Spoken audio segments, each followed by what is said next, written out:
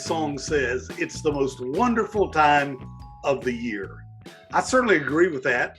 And I agree with it primarily because it is the one time during the year that all of us can share unapologetically, without any fear of retribution, the message of the season. Yes, it's the most wonderful time of the year. A huge part of what we experience at this time of the year is summed up in the word joy. Now, remember, there's a huge difference between joy and happiness. Happiness is always circumstantial, happiness is always emotional, but joy is always cerebral and a choice. If things go your way, you are happy, but joy is a choice you make to live in every single day. I remember joy this way. I spell out the word. J is for Jesus. O is for others. Y is for yourself. If you and I could learn to live that way, we would be amazed at the blessings that God bestows upon us.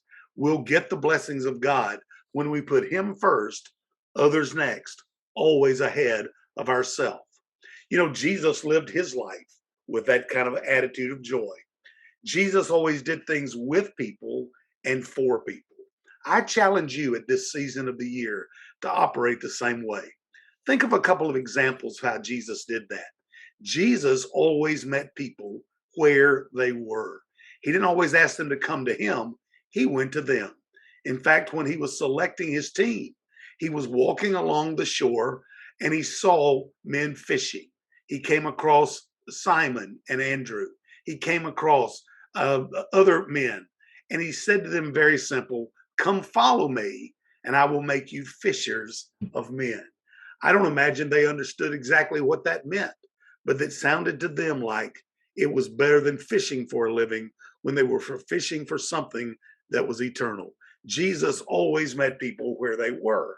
Secondly, Jesus always became a role model for others to follow. He wanted to add value into everyone's life. You and I want that as well. We constantly talk about adding value to all the things that we do. But the truth is this: you can never add value to someone until first you value that person. You and I must look for ways to value the people that God puts in our life. Jesus also always modeled His faith for others to see.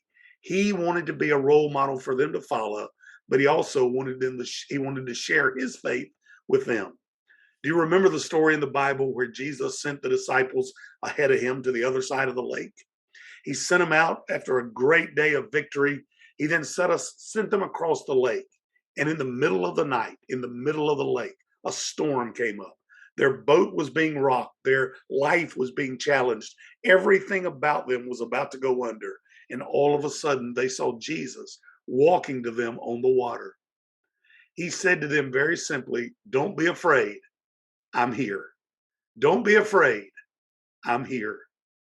And He got into the boat and the storm stopped.